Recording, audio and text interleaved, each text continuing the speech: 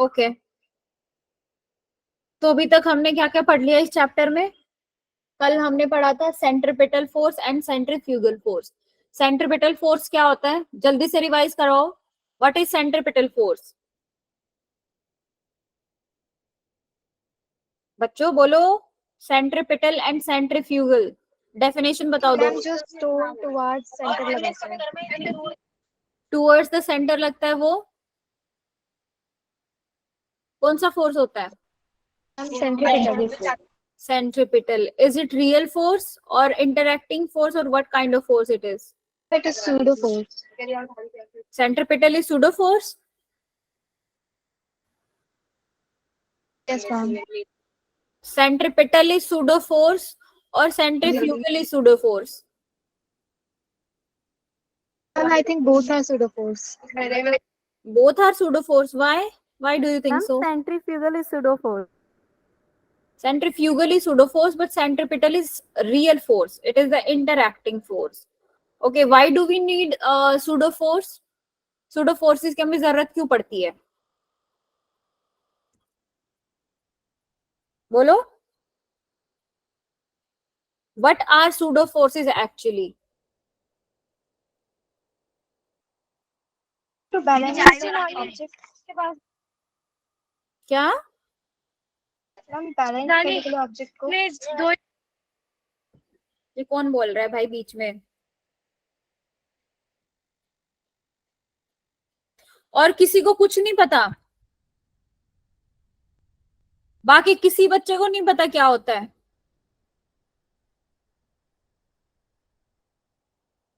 Object को balance करने के लिए। देखो बच्चों, चुप रहने की जरूरत नहीं है। अगर नहीं समझ में आ रहा है तो बोल दो कि मैम नहीं आया, दोबारा पढ़ा देगी ma'am.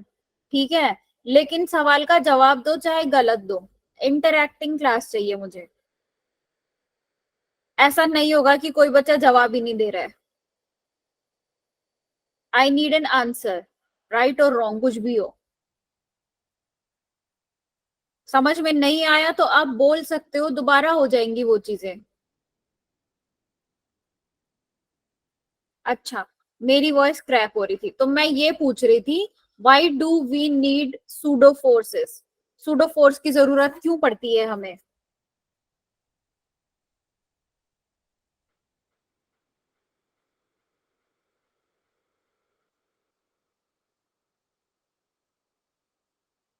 Nobody can answer it.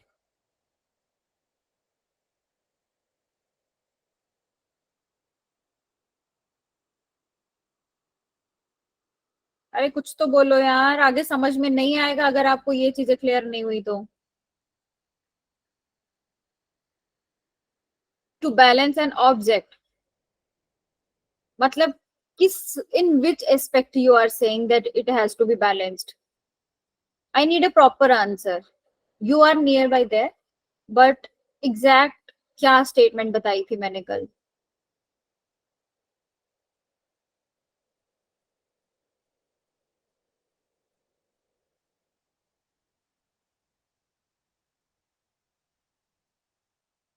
Yashika, महक, तनिष्का, क्या क्या हो गया तुम लोगों को? Why you people are not answering?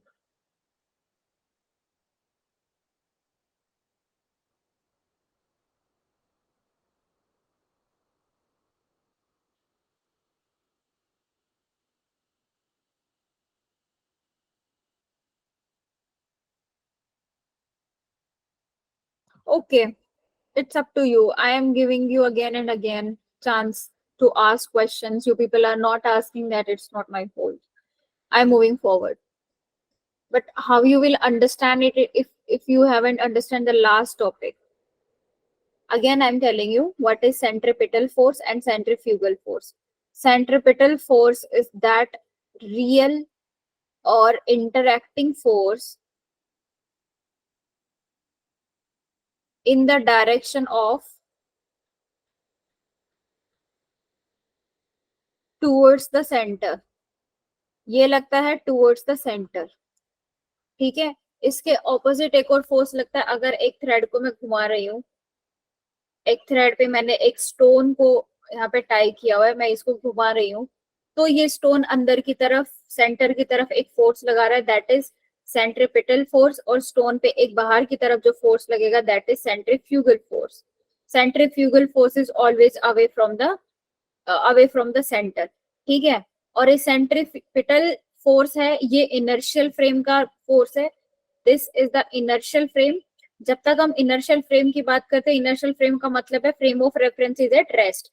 मतलब मैं जहां से इसको ऑब्जर्व कर रही हूँ तो मैं रेस्ट स्टेट में हूँ, that is inertial frame. Non inertial frame होगी अगर मैं भी मोशन में हूँ और ये ऑब्जेक्ट भी, ये जो बॉल है ये भी मूव कर रहा है, तब मैं उसकी फोर्स को कैलकुलेट कर रही हूँ. और उस टाइम पे जो नॉन इनर्शियल फ्रेम में जो इसका फोर्स है दैट इज सेंट्रीफ्यूगल फोर्स. अब सेंट्रीफ्यूगल फोर्स और सेंट्रीपिटल फोर्स में फर्क है. सेंट्रीपिटल रियल है, सेंट्रीफ्यूगल सूडो फोर्स है. ठीक है, अब सूडो फोर्स की हमें जरूरत क्यों पड़ती है? when we are converting our system from the non inertial frame of reference to the inertial frame of reference. मतलब मैं रेस्ट स्टेट में नहीं हूँ, मैं रेस्ट स्टेट में नहीं हूँ बट स्टिल मैं किसी मोशन को ऑब्जर्व कर रही हूँ. ठीक है, तो वो कैसा फोर्स हो गया? सेंट्रीफ्यूगल फोर्स हो गया. वो non inertial frame of reference के हिसाब से जो भी मेजरमेंट में कर रही हूँ वो चीज हो गई. ठीक है, अब मैं क्या कर सकती हूँ? मतलब मैं ये बोल रही हूँ कि मैं तो रेस्ट स्टेट में नहीं आ सकती, तो इस चीज को बैलेंस कैसे किया जाए, इस चीज को आप मेजर कैसे कर सकते हो?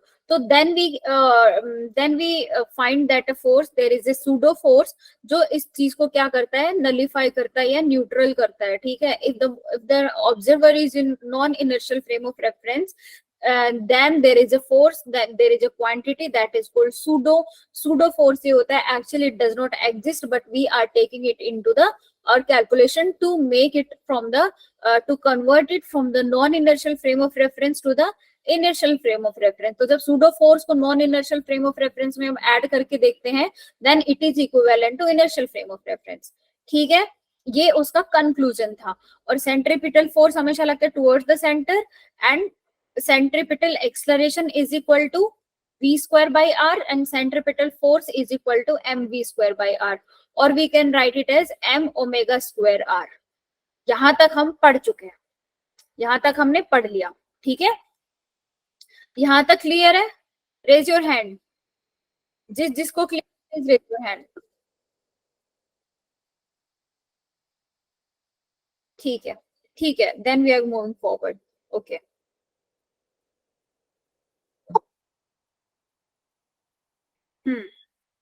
now we are taking some examples.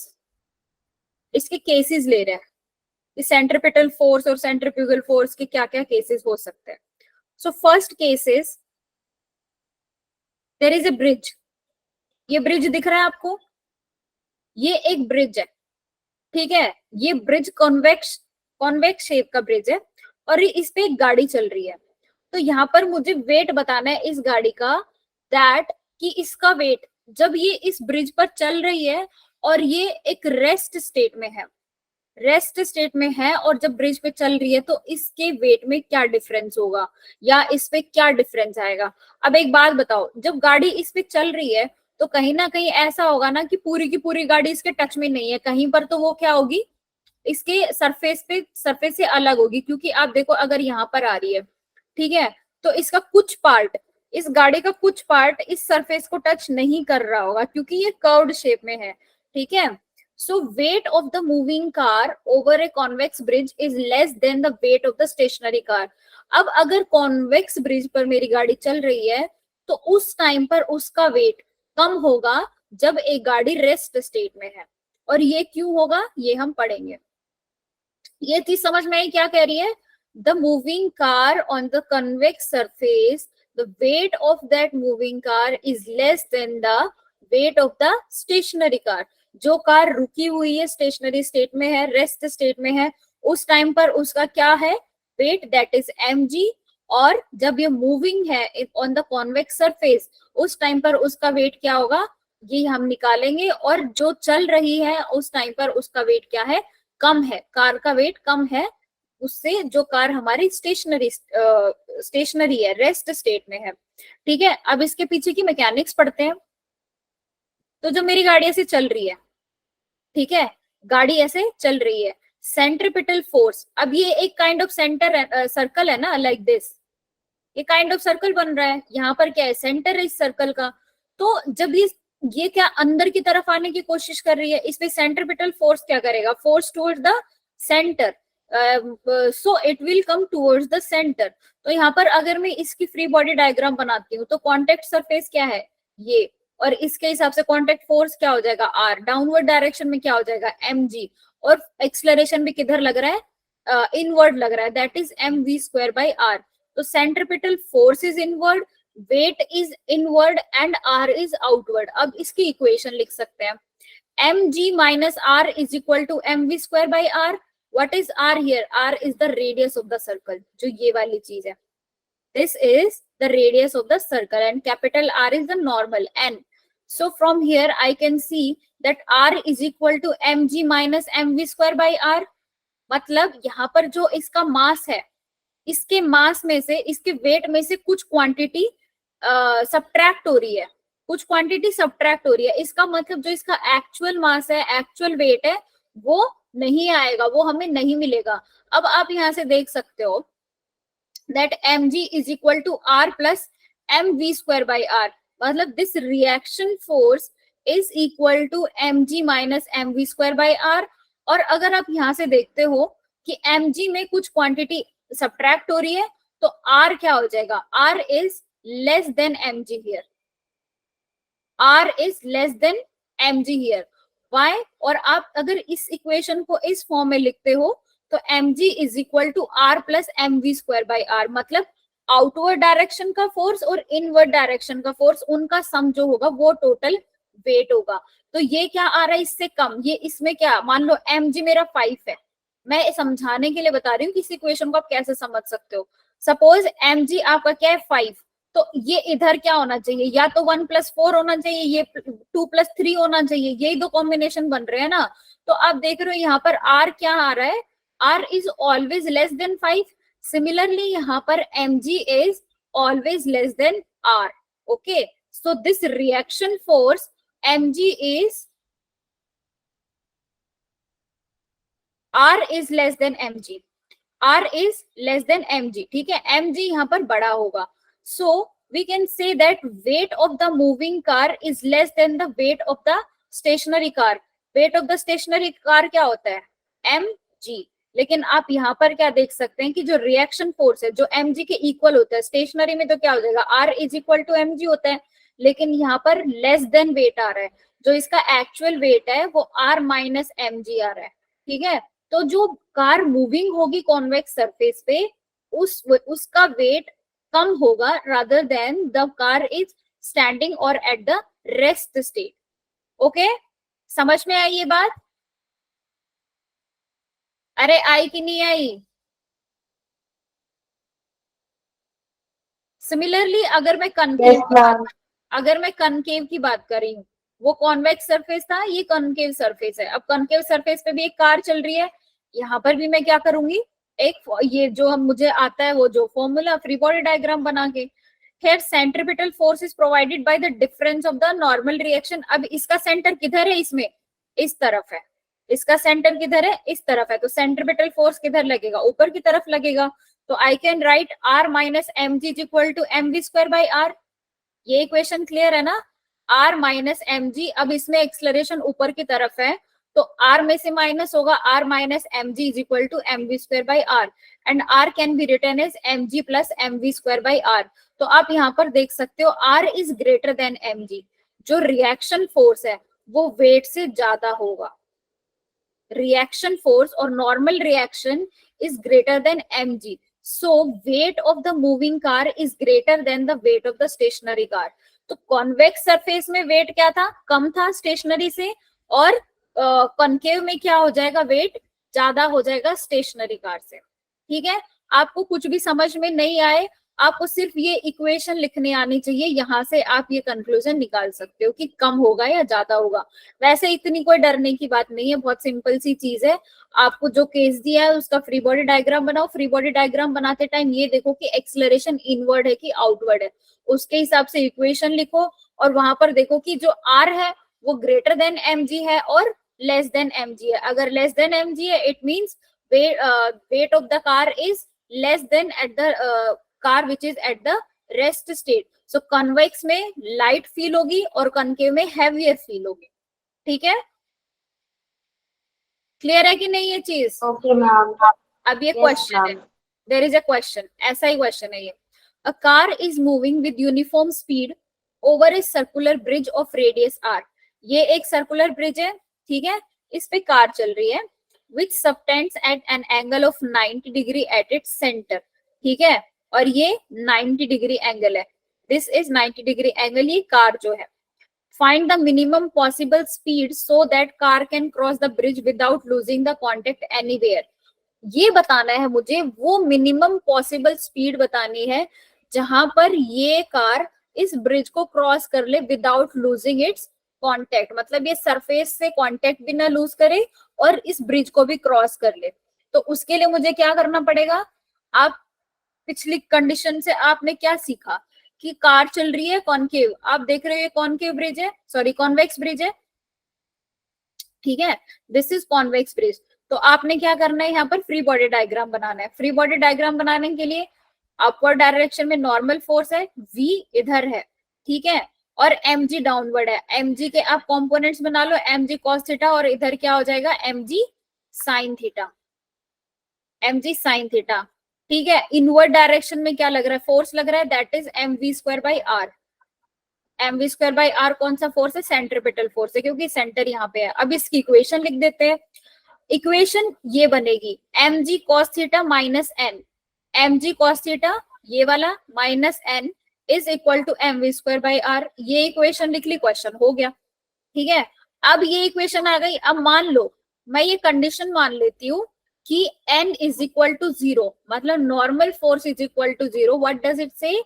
It is saying n is equal to 0 means car ने कांटेक्ट लूज कर दिया है फ्रॉम द सरफेस. सरफेस से कार ने कांटेक्ट लूज कर दिया और ये इधर उधर गिर गई है. ठीक है, वो अब इसके कांटेक्ट में नहीं है. तो मैं क्या करूंगी इस कंडीशन के लिए? इस कंडीशन के लिए n को मैंने क्या कर दिया, 0 पुट कर दिया. और n को जब 0 पुट करेंगे तो mg cos theta is equal to mv² by R. m से m कैंसिल आउट हो गया, g cos theta is equal to v² by are.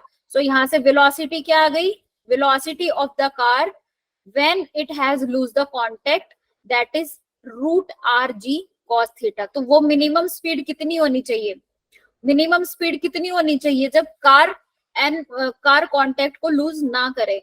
उसके लिए मुझे क्या करना पड़ेगा, थीटा क्या लेना पड़ेगा, cos theta should be minimum. अब यहाँ पर किस पे डिपेंड कर रहा है, r मेरा फिक्स है, g फिक्स है, चेंज क्या कर रहा है, ओनली थीटा चेंज कर रहा है.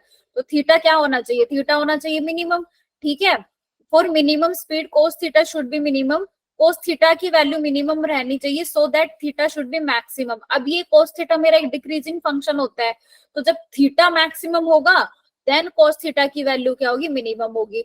और वो कब हो सकती है, एट 45 डिग्री, एट 45 डिग्री. तो 45 डिग्री पे क्या है इसकी वैल्यू, 1/√2. तो यहाँ पर v मिनिमम क्या आ जाएगा, rg cos 45 जब रखोगे दैट इज √2.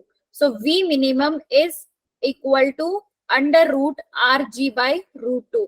ये इसकी मिनिमम वैल्यू है. मतलब कार जब इतनी वेलोसिटी से चलेगी तब तक वो उस सरफेस से कांटेक्ट लूज नहीं करेगी, लेकिन अगर कार ने इस वेलोसिटी को क्रॉस कर लिया वहां पर वो कांटेक्ट को लूज कर देगी और इधर उधर गिर जाएगी.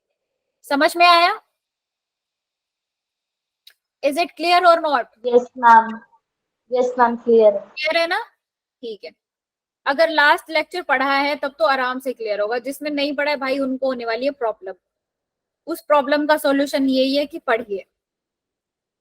अब हमने हॉरिजॉन्टल सर्कल पढ़ लिया, अब मैं पढ़ूंगी motion in vertical circle. Vertical circle मतलब आप ऐसा ऐसे घुमा रहे हो, रिंग को घुमा रहे हो या फिर थ्रेड को ऐसे घुमा रहे हो, तो वहां पर क्या बनेगा. अब उसका मैं मोशन पढ़ती हूँ. ठीक है, कॉन्सेप्ट सारे यही लगेंगे, कोई अलग चीज नहीं लगेगी, लेकिन हाँ हमें नई चीजें पता जरूर चलेंगी. अब आप एक बात बताओ, जब आप अगर आप ऐसे घुमा रहे हो, ऐसे घुमा रहे हो, हॉरिजॉन्टल आप सर्कल बना रहे हो, तो आपको कहीं पर भी आपको ये लगता है कि अब ये जो स्ट्रिंग है, जिस स्ट्रिंग से मैं हॉरिजॉन्टल सर्कल बना रहा हूँ या बना रही हूँ, उसकी किसी एक मूवमेंट पे ये स्ट्रिंग अपनी टेंशन को लूज कर रही है. Do you feel that? या आपको ऐसे लगता है कि it is in the tension always? क्या लगता है? कभी ऑब्जर्व किया है? नहीं किया Yes, होगा। ma'am. अगर आप अगर आप स्ट्रिंग को वर्टिकल डायरेक्शन में घुमा रहे हैं, ठीक है, वर्टिकल सर्कल बना रहे हैं, तो क्या तब फील होता है किसी मोमेंट पे कि कहीं पर ये स्ट्रिंग क्या अपनी टेंशन को लूज कर रही है और गिरने गिरने लग पड़ी है नीचे की तरफ?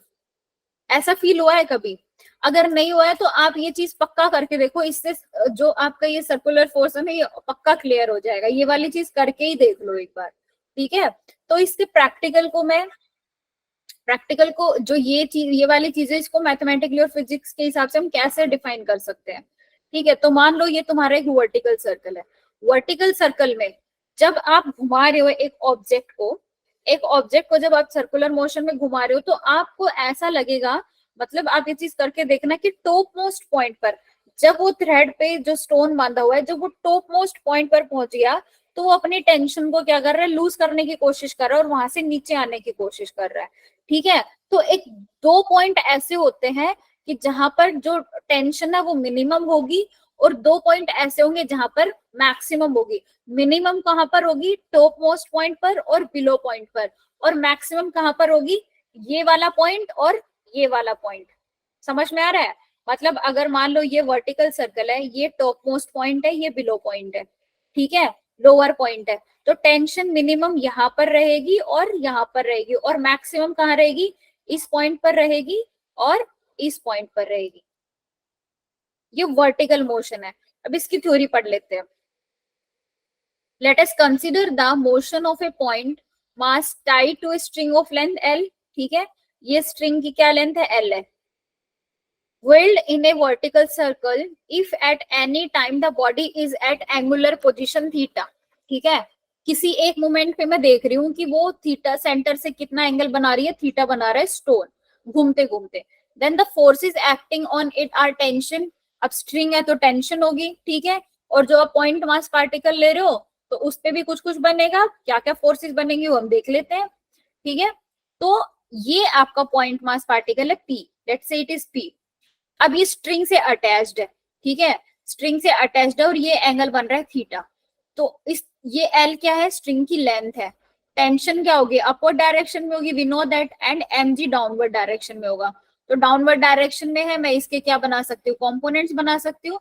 If this angle is theta then this angle is theta, so this is mg cos theta, this is mg sin theta. और वर्टिकल जो वेलोसिटी है, velocity will be in the tangential direction, ठीक है। फ्री बॉडी डायग्राम बना लिया। अब हम इसकी इक्वेशन लिख देते हैं। अब अंदर की तरफ लग रहा है ना इसमें एक्सलरेशन, और we can say that centripetal force is towards the centre लग रहा है, ठीक है। तो ये क्या है? mv²/r। तो यहाँ से आप क्या लिख सकते हो? t minus mg cos theta. Upward direction में t है, डाउनवर्ड डायरेक्शन में mg cos थीटा है, और फोर्स कौन सा लग रहा है? Inward, that is mv²/r। तो ये इक्वेशन है।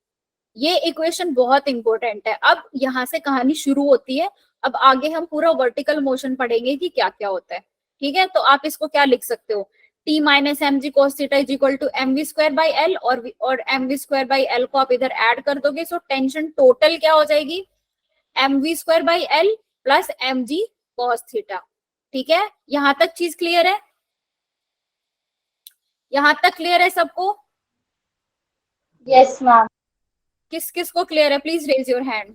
अगर नहीं है तो मैं यही रुक रही हूँ, आप मेरे से पूछ सकते हो। पक्का सबको क्लियर है ना? ठीक है, असली कहानी अब शुरू होगी। So the point mass will complete the circle only and only if tension is never zero. तो पॉइंट मास जो हमें घुमा रही हूँ वो कब तक सर्कल बनाएगा? जब तक उसमें टेंशन जीरो नहीं है। अगर टेंशन जीरो हो जाएगी तो वो कहीं बीच एक पॉइंट में नीचे गिरने लगेगा, और नीचे गिरने लगेगा तो सर्कल बनेगा ही नहीं, ठीक है। If tension become zero at any point, अगर टेंशन कहीं पर जीरो हो जाती है, string will go slack. Slack मतलब बीच में उसमें वो हो जाएगी, लूज हो जाएगी, ठीक है।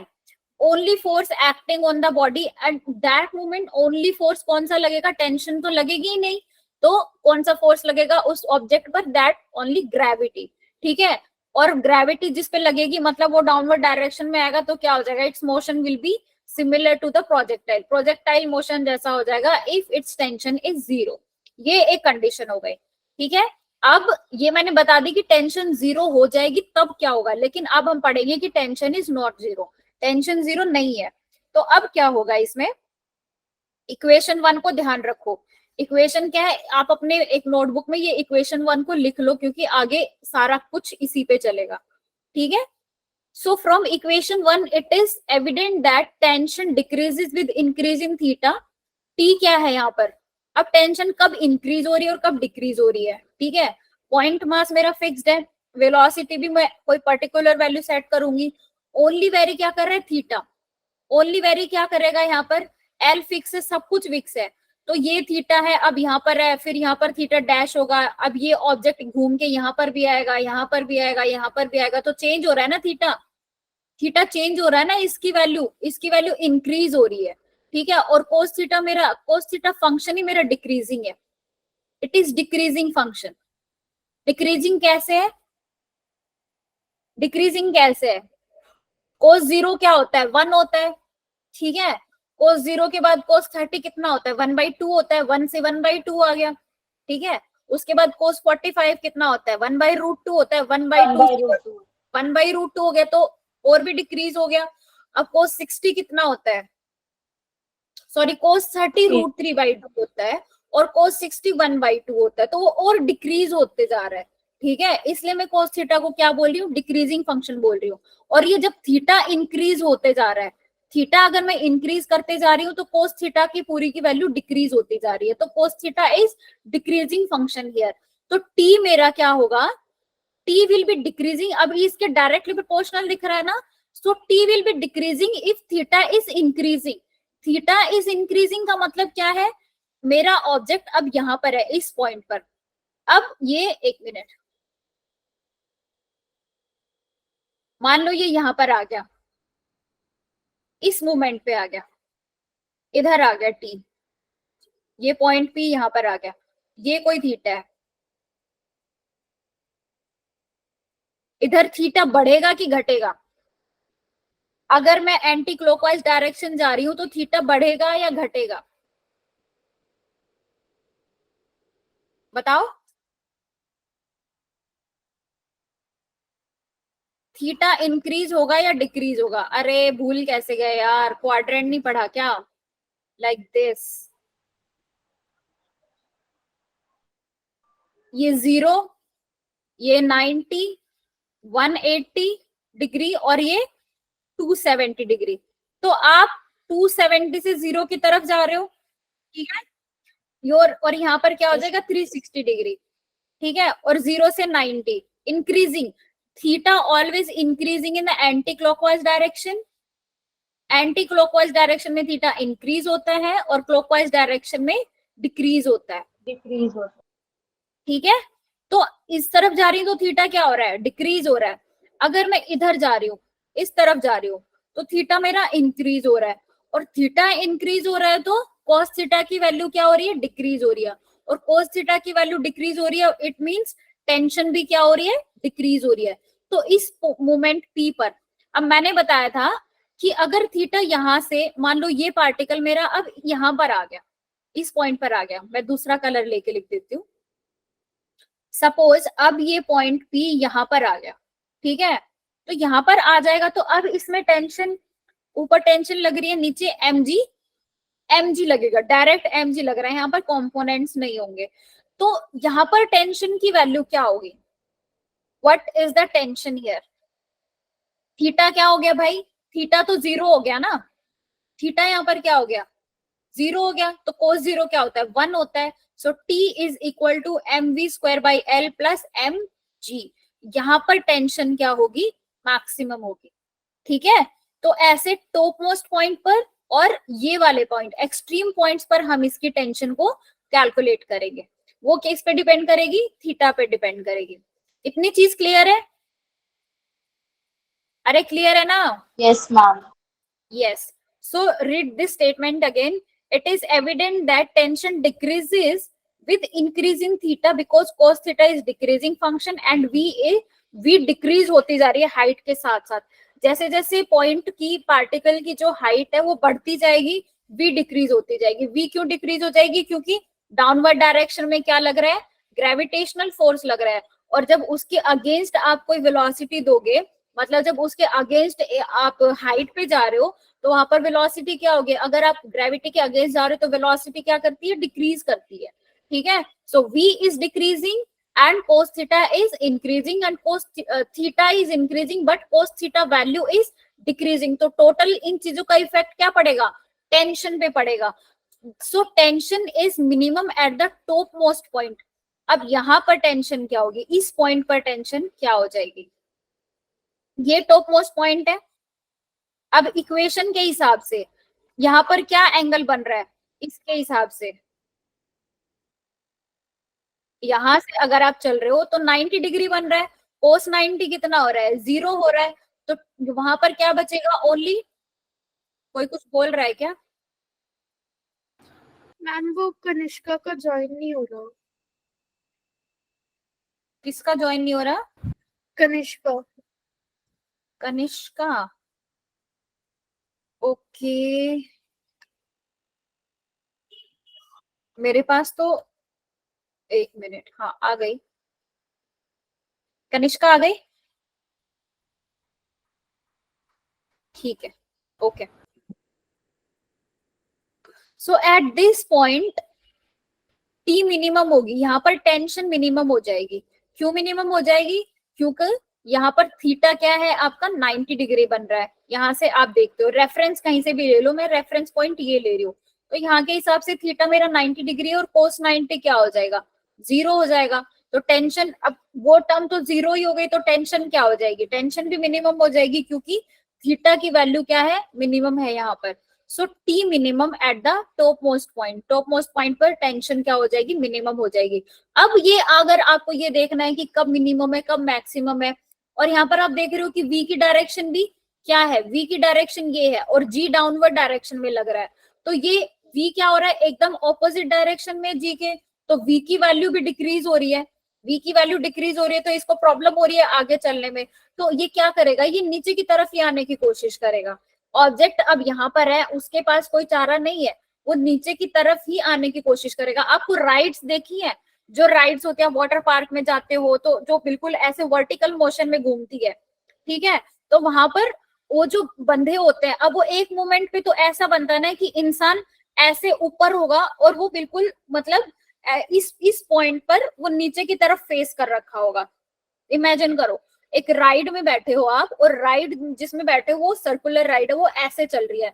तो एक मोमेंट पे आप यहाँ पर होगे, यहाँ पर होगे तो आपको क्या क्या लगेगा? एकदम वेटलेस फील होगा। एकदम वेटलेस फील होगा, आपको ऐसा लगेगा कि बस अब गिरा मैं, ठीक है, अब गिरे। लेकिन वहां पर आपको क्या होता है? अगर कुछ बंधा नहीं होगा, आप किसी चीज से अटैच्ड नहीं हो, तो गिर ही जाओगे, है ना? वहां पर आप गिर ही जाओगे, क्योंकि वहां पर आपके पास कोई फोर्स ही नहीं है। और टेंशन जो है जिससे आप अटैच्ड हो, अब आपकी राइड जो है, वो झूला जो है, वो किसी चीज से तो बना होगा ना, मतलब उसमें पिलर्स लगे होंगे, उनमें टेंशन होगी, तो आपको वहां पर वेटलेस फील होगा। सिमिलरली यहाँ पर भी जब पार्टिकल पहुंचेगा तो उसको ऐसा ही फील होगा। अब ये भी खुद भी एक राइड में बैठा है, तो जो ये स्ट्रिंग से जो अटैच्ड है, तो इसको लगेगा कि अब मैं गिरा, और गिरने की कंडीशन क्या है? वो ऐसा फील क्यों कर रहा है? क्योंकि उसके पास कोई फोर्स नहीं है। कौन सा फोर्स नहीं है? टेंशन फोर्स नहीं है उस मोमेंट पर। इसलिए मैं बोल रही हूँ इस हिसाब से कि टॉप मोस्ट पॉइंट पर टेंशन क्या हो जाएगी? मिनिमम हो जाएगी। सिमिलरली इस पॉइंट पर फील करेगा, और सबसे ज्यादा टेंशन किस पॉइंट पर होगी? सबसे ज्यादा टेंशन इस पॉइंट पर होगी, क्योंकि यहाँ पर थीटा क्या हो जाएगा? 0, और कोस थीटा की कोस 0 की वैल्यू होती है 1। तो मैक्सिमम टेंशन आप यहाँ इस पॉइंट पर फील करोगे, इन दो पॉइंट्स पर, ए एंड बी। ठीक है, ये चीज क्लियर हुई? इमेजिन कर पा रहे हो ना ये वाली सिचुएशन? यस और नो? कंडीशन क्या है for completing the circle? Exactly equal to 0 भी नहीं हो सकती। अब मिनिमम टेंशन है वो 0 से इक्वल हो या ग्रेटर हो। आप इसको इक्वल टू 0 भी नहीं लिख सकते, क्योंकि वो सर्कल ही कंप्लीट नहीं करेगा। लेकिन मुझे तो सर्कल क्या कराना है? कंप्लीट कराना है।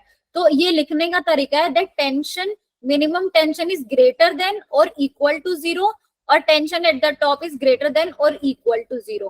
ठीक है, तो अब टोटल टेंशन क्या हो जाएगी, जैसे मैंने बोला था, क्या था मेरा फॉर्मूला, फर्स्ट इक्वेशन यहां से क्या आ गई, फर्स्ट इक्वेशन में अगर आप ये पुट करते हो, then tension at the top T was equal to mg plus mv square, ये बन रहा था ना mv स्क्वायर बाई l, ये v क्या हो गई, टॉप पे हो गई अब ये। ठीक है, और टेंशन एट द टॉप, तो अब यहाँ पर आप सिर्फ टॉप मोस्ट पॉइंट की बात कर रहे हो, so top most point plus mg is equal to mv square at top most point divide by l। So that was equation first, this is equation 2। अब इससे आगे और क्या हो सकता है, इक्वेशन 2 का मतलब क्या है, इक्वेशन 2 का मतलब ये है, अब यहां पर कि आप ये देखो, मान लो मेरा पॉइंट ए चल के अब बी पर आ गया। ठीक है, अब ये पॉइंट चल के ए की बजाय बी पर आ गया, तो इसने कितना एंगल कवर कर लिया, इसने एंगल कर लिया जी π/2 plus π/2, that is theta is equal to pi here. ठीक है, मैं यहां से ओरिजिन से लेके चल रही थी रेफरेंस पॉइंट, तो अब थीटा क्या हो गया, पाई हो गया।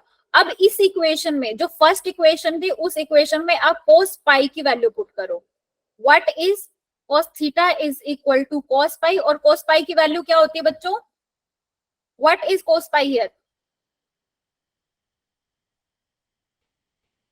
अरे मेरे को एक बात बताओ, तुम लोग कुछ पल्ले पड़ रहा है कि नहीं पड़ रहा है, या सब ऊपर से जा रहा है, जा रहा है तो मुझे बता दो, आई शुड नो दैट।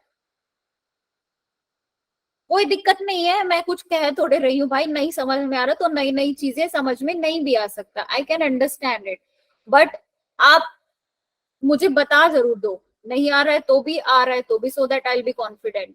मैं ऐसे भागे जाऊं और आप पीछे रहते जाओ,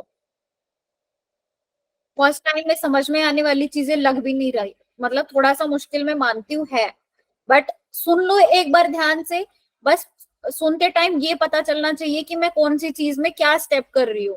ठीक है, वो सीक्वेंस समझ में आनी चाहिए, फिर आप खुद से पढ़ोगे तो वो चीज ऑब्वियसली क्लियर हो ही जाएगी। ओके, ऑल ओके गाइस, ठीक है, ठीक है, then we will move forward. So cos theta is equal to cos pi here, और cos पाई की वैल्यू क्या होती है, -1।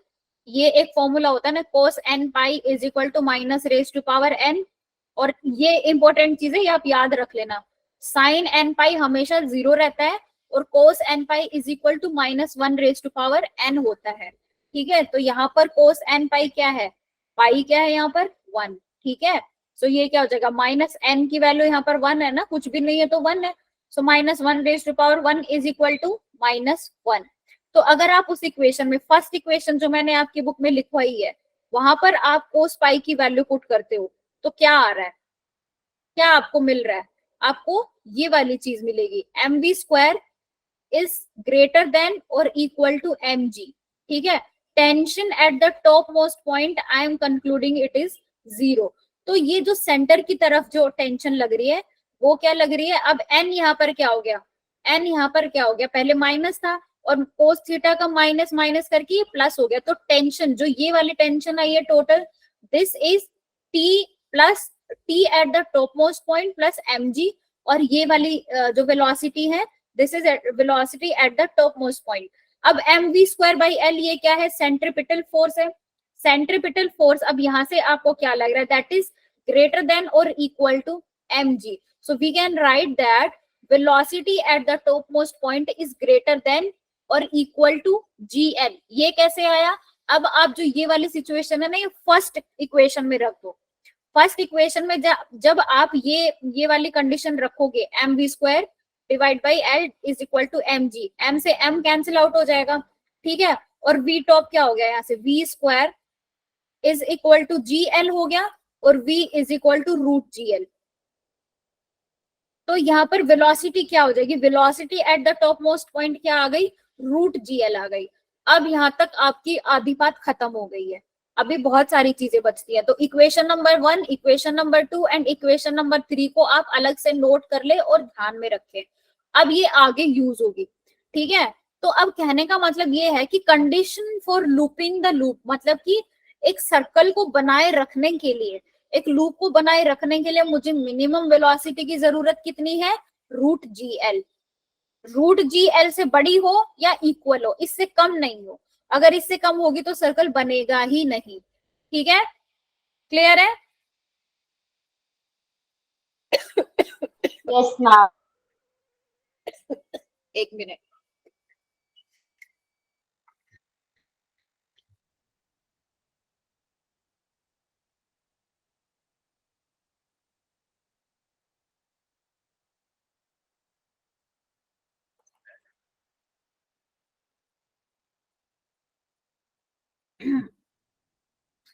अब एनर्जी कंजर्वेशन फॉर्मूला लगाते हैं। ये वाली सिचुएशन है, इसमें एनर्जी कंजर्वेशन लगा देते हैं। एनर्जी कंजर्वेशन किस मोमेंट पे लगाएंगे? इस मोमेंट पे, यहां पर मैं लगा रही हूँ। ठीक है, इस पॉइंट पर मैं लगा रही हूँ एनर्जी कंजर्वेशन फॉर्मूला। तो या फिर आप यहां पर लगा लो। ठीक है, टॉप मोस्ट पॉइंट है, यहां पर लगा लो एनर्जी कंजर्वेशन।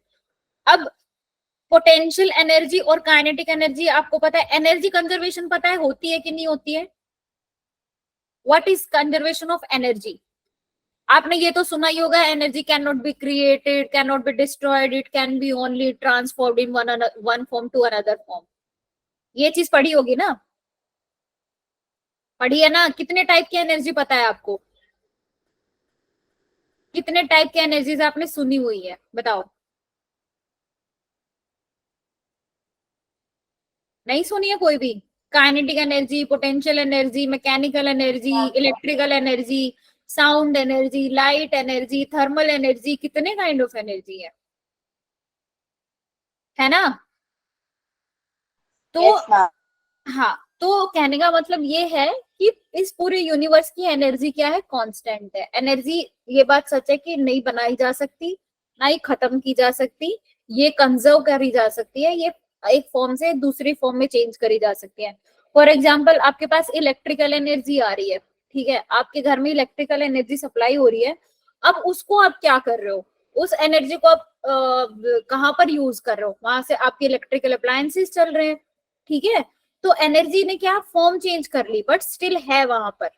और आप देखोगे कि थर्मल एनर्जी मतलब हीट एनर्जी को कोई बॉडी, जैसे आप पानी बॉईल कर रहे हो, पानी बॉईल करके आपने गैस जलाई और वहां पर आपने एक बर्तन में पानी डाल के रख दिया। अब आपने गैस ऑन करी, तो जो थर्मल एनर्जी मिल रही है पानी को, जो पानी उस बर्तन में है, थर्मल एनर्जी मिल रही है, जो टेम्परेचर से जो एनर्जी मिलती है उसको थर्मल एनर्जी बोल सकते हैं ना? तो उस एनर्जी को वो कहां पर यूज कर रहा है? एनर्जी उसने ले ली, पानी ने एनर्जी ले ली, अब उसका क्या यूज कर रहा है? आप देखते हो कि बबल बनने स्टार्ट हो जाते हैं पानी में, फिर वो थोड़ी देर बाद बॉयल होना शुरू हो जाता है, स्टीम में कन्वर्ट हो जाता है। जब आप बहुत देर तक उसको नहीं उतारते हो, जो बॉयल होने लगता है, मतलब उसका मतलब क्या है कि अब वो जो थर्मल एनर्जी थी, वो वाटर पार्टिकल्स ने, वाटर मॉलिक्यूल्स ने उस एनर्जी को क्या कंज्यूम कर लिया है, और कंज्यूम करने के बाद उस थर्मल एनर्जी को काइनेटिक एनर्जी बन गई है। उन मॉलिक्यूल्स को एनर्जी मिल गई है, दैट इज काइनेटिक एनर्जी। और काइनेटिक एनर्जी मिल गई है, इसका मतलब वो इधर उधर भागेंगे। ठीक है, तो वो इधर उधर भाग रहे हैं। ठीक है, तो ऐसे एनर्जी कंजर्व्ड होती है। तो पोटेंशियल एनर्जी और काइनेटिक एनर्जी, पोटेंशियल एनर्जी का मतलब ये होता है कि कोई भी object at A height H, मतलब सरफेस से, अर्थ के सरफेस से एट हाइट एच कहीं पर भी अपने आप को होल्ड करके बैठा है, that kind of energy is called potential energy. और अगर कोई भी ऑब्जेक्ट आपका मोशन में है, काइनेटिक मतलब the object is in motion, if that particle is in motion, then that energy is called kinetic energy. अब यहाँ पर पार्टिकल मेरा क्या है?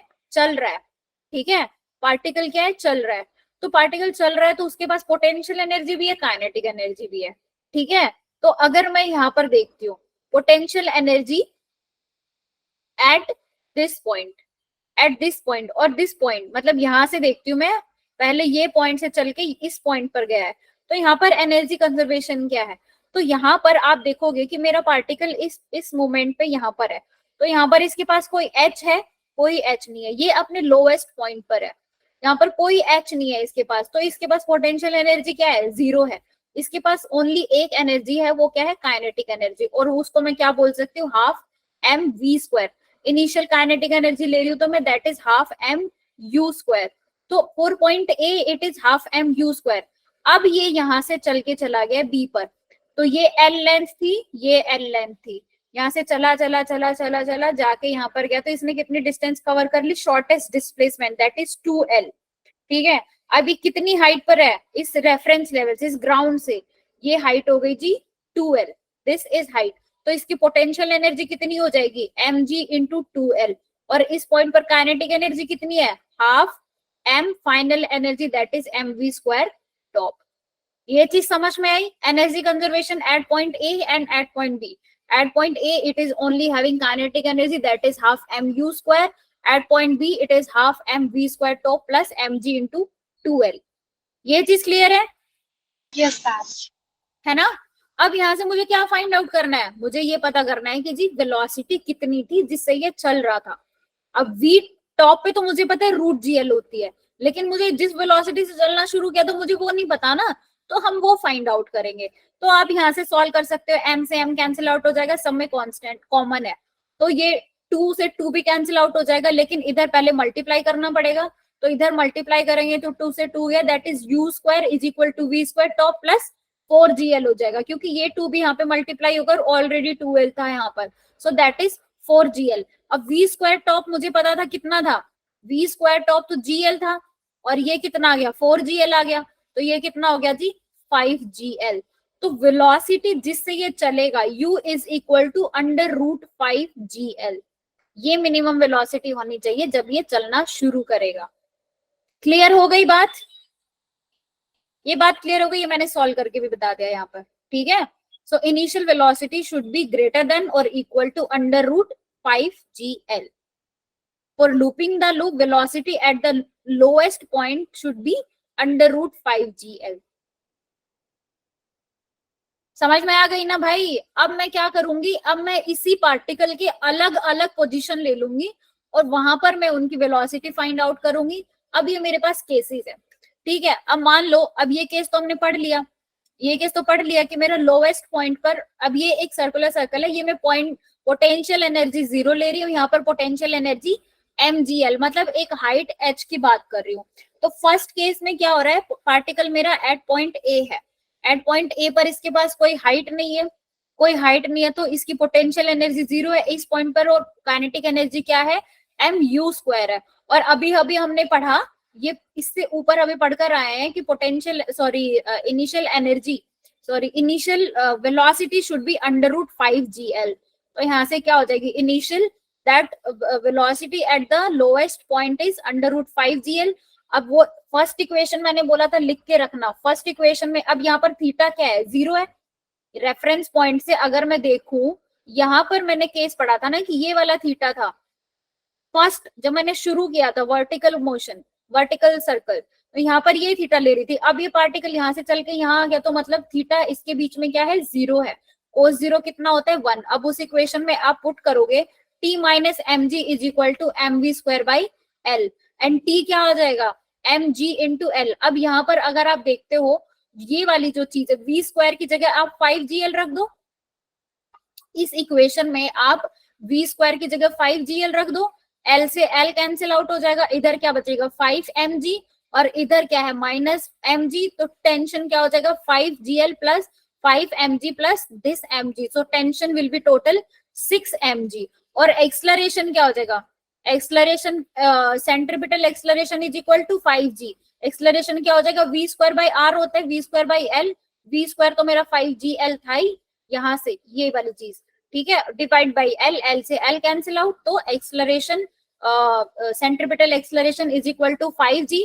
और टेंजेंशियल क्या हो जाएगा, अब यहाँ पर कोई टेंजेंशियल एक्सलरेशन है नहीं इसके पास, सो दैट इज 0। और नेट क्या हो जाएगा, नेट क्या होता है, ac, net acceleration is ac square plus at square, ac square is the centripetal acceleration, this is 0, तो ये क्या हो जाएगा जी 5g, a net is equal to 5g। ये चीज क्लियर हो गई? ये केस समझ में आया या नहीं आया? नहीं आया तो पूछ लीजिए, अगर आ गया तो फिर आगे कोई प्रॉब्लम नहीं होगी। I am giving you a second, just go through it once. एक बार इस चीज को खुद से समझने की कोशिश करो, एक बार देखो, जो पॉइंट समझ में नहीं आता पूछ लो, इसके आगे आगे चीजें। मैम आपने 80 क्यों लिखा है?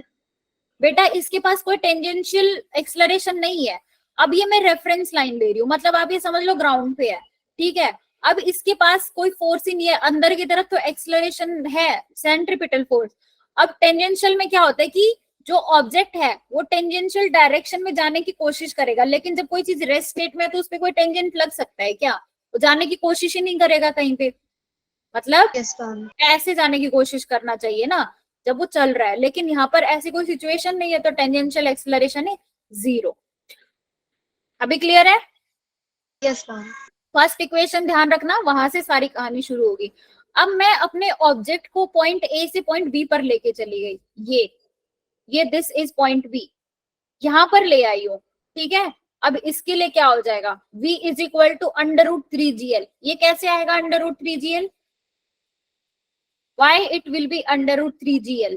सेम पैटर्न जैसे यहाँ पर √5gl आया था। अब पोटेंशियल एनर्जी, अब इस सिचुएशन के लिए आप कंजर्वेशन ऑफ एनर्जी का फॉर्मूला लिखिए, एक तरफ पोटेंशियल एनर्जी, एक तरफ काइनेटिक एनर्जी। पोटेंशियल एनर्जी क्या हो जाएगी इस तरफ, पोटेंशियल एनर्जी क्या हो जाएगी भाई, पॉइंट ए पे और पॉइंट बी पे, ये देखो आगे सॉल्व किया हुआ है। कंजर्वेशन ऑफ एनर्जी, पहले ये इस पॉइंट के लिए देख लो, जब पॉइंट ए के लिए क्या था, ये वाले पॉइंट थे v इज इक्वल टू √5 के लिए, आपको समझ में आ गया। अब इस पॉइंट बी के लिए, जब मेरा पार्टिकल यहाँ पर है, इस पॉइंट पर है, तो यहाँ पर क्या होगा, ठीक है। अब यहाँ से कंजर्वेशन ऑफ एनर्जी लिखो, इस पॉइंट पर इसके पास पोटेंशियल एनर्जी भी है और काइनेटिक एनर्जी भी है, क्योंकि रेस्ट में नहीं है, इसके पास हाइट भी है यहाँ से h, ठीक है, ये हाइट भी है। तो kinetic energy is half mv², और पोटेंशियल एनर्जी कितनी है mgl, क्योंकि ये हाइट h पे है ये पार्टिकल, ठीक है। और यहाँ पर आने के बाद, इस पॉइंट से यहाँ जाने के बाद क्या हो जाएगी, half mv², that is kinetic energy, plus 2mgl। 2mgl कैसे आया, ये आपने अभी इस इक्वेशन में देखा, ये वाली चीज कैसे आएगी, ठीक है। इस फर्स्ट इक्वेशन से आप इसको पुट करके जब देखोगे, सो दिस यहाँ से m से m will be cancel out, so u², अब ये 2 इधर मल्टीप्लाई होगा, that is 2gl, v² top plus 4gl, ये 2 इधर मल्टीप्लाई हो जाएगा, कैंसिल आउट कर देंगे। अब v² टॉप तो मुझे पता ही है कितना था, 5, ये √gl, ठीक है। ये √gl आप इसमें पुट करोगे, मतलब अंडर तो v² लिख रहे हैं तो ऑब्वियसली हम gl लिखेंगे, सो ये इक्वेशन बनेगी u² plus 2gl is equal to gl plus 4gl, ठीक है। तो 4 + 1 इज 5, 5 - 2 इज 3। सो इस सिचुएशन में initial velocity from this point B to go to this point, topmost point, initial velocity should be √3gl, और उसमें कितनी आई थी, √5gl। और यहाँ से टेंशन भी आप फाइंड आउट कर सकते हो। अब थीटा यहाँ पर क्या बन रहा है जी, थीटा इस पॉइंट से, पॉइंट बी से यहाँ पॉइंट जाने के लिए कितना एंगल क्लियर कर लिया इसने, 90 डिग्री, और cos 90 क्या होता है, 0। जो एकदम फर्स्ट वाली इक्वेशन थी वहां पर पुट करेंगे, तो tension is equal to mv²/L, क्योंकि जो mg cos थीटा था ये तो 0 हो जाएगा थीटा 90 की वजह से, तो ये टर्म मेरी कैंसिल आउट हो जाएगी, बचेगा ये ओनली, ठीक है। So t - mg is equal to mv²L, ये मैंने लिख के भी बता दिया, सिंपल सी चीज है, ठीक है। t क्या हो जाएगा, mv²/L ओनली, एंड v² कितना है, 3gl, सो m/L इंटू 3gl, ये कैंसिल आउट हो जाएगा, t will be 3mg। Tension क्या हो जाएगी इस मोमेंट पे, दैट इज 3mg, ठीक है। क्लियर है, ये बात समझ में आ रही है ना? Yes, ma'am. पक्का है, ऐसे यस मैम बोल रहे हो? ओके, अब मैं केस ले रही हूं, यहां पर आ गया, अब ऑब्जेक्ट ए पॉइंट यहां पर था, बी पॉइंट यहां पर था, अब ये सी पॉइंट पर आ गया, अब ये आ गया सी पॉइंट पर, ठीक है, फ्रॉम पॉइंट ए। ये रेफरेंस लाइन से ले रही थी, मैं यहां से देख रही हूँ, अब ये यहाँ पर चला गया, तो ये मैंने कर ली थी, बता दिया था मैंने, ये कितनी डिस्टेंस इसने इसमें कवर कर लिया, from point A to C, that is 2l, मतलब यहाँ पर हाइट कितनी हो गई, 2l। Potential energy is mg into 2l, potential energy इतनी हो गई। Kinetic energy will be half m v² top, अब ये एकदम टॉप पे है, v² टॉप कितनी थी जी, gl थी, ठीक है। जब कंजर्वेशन ऑफ एनर्जी में पुट करोगे ये वाली चीज, तो आपको क्या मिलेगी, टेंशन यहाँ पर क्या हो जाएगी, 0, क्योंकि मैंने बताया था कि इस मोमेंट पर it is tending to 0, not equal to 0, कि टॉप मोस्ट पॉइंट पर tension can be 0 equal to और ग्रेटर देन 0, मतलब ये इक्वल टू 0 होने की भी कंडीशन होती है, ठीक है। और एक एक्सलरेशन लगेगा इस तरफ, that is only centripetal acceleration and tangential acceleration is 0, so net acceleration is only g, मतलब ये ऑब्जेक्ट सिर्फ और सिर्फ नीचे आने की कोशिश करेगा, तो नीचे की तरफ सिर्फ एक ही फोर्स लग रहा है, दैट इज g। तो ये इधर उधर तो देखेगा ही नहीं, इधर इधर तो इसको देखना ही नहीं है, तो देखना ही नहीं है तो मतलब टेंजेंशियल डायरेक्शन में कोई एक्सलरेशन ही नहीं होगा, दैट इज 0। इसको सिर्फ नीचे आना है, नीचे आना है तो एक ही फोर्स लगेगा, that is gravitational force. So net acceleration at this point that is g only. Clear हो गया? क्लियर है ना? कि एक्सलरेशन और ये सब चीजें तो आप निकाल सकते हो, नेट एक्सलरेशन, ये पॉइंट्स याद रखने मैंने शॉर्ट में बना के लिखे हैं, ठीक है। अब मेरा पॉइंट आ गया सी से डी पर, यहाँ पर ए था, इधर बी हो गया, यहाँ पर सी हो गया, अब ये सी से डी पर आ गया। अब डी पर आ जाएगा तो हम क्या करेंगे, सेम चीजें, हाइट कितनी हो जाएगी इसकी, एल है, ठीक है। हाइट यहाँ से कितनी जा रही है भाई, एल जा रही है, ठीक है। वी कितना था, फर्स्ट केस वाली सिचुएशन बन रही है, फर्स्ट केस मतलब सॉरी सेकंड केस मतलब यहाँ पर थी, ठीक है। तो यहाँ वाली चीज होंगी, यहाँ पर भी हाइट कितनी थी, एच थी, वहां पर भी वी कितना आया था, √3gl आया था, टेंशन 3mg हो गया, एक्सलरेशन भी 3g, और टेंजेंशियल डायरेक्शन भी है इसके पास, ये टेंजेंशियल वेलोसिटी भी रखता है, दैट इज g ओनली, ठीक है। तो यहाँ से ए नेट क्या आ जाएगा, √10g।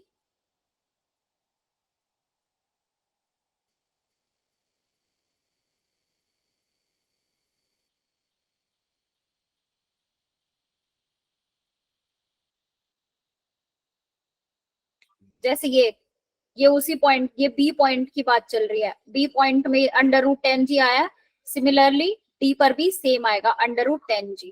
अब यहाँ पर आप, ये वाला केस वैसे इतना इंपॉर्टेंट नहीं है बट फिर भी बता देती हूँ।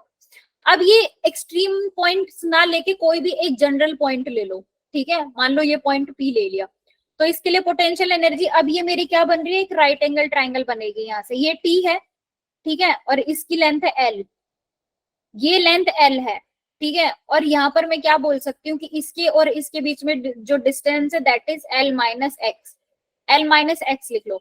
अब यहाँ से आप कोस थीटा फाइंड आउट करोगे, ठीक है। तो एम जी एल, यहाँ से अगर आप पोटेंशियल एनर्जी लिखना चाहोगे that will be m g l minus M g l cos theta, ठीक है। डेरिवेशन करके देखना एक बार, इतना समझने के बाद तो आई थिंक कर सकते हो, नहीं कर पाओगे तो फिर मैं नेक्स्ट क्लास में करवा दूंगी।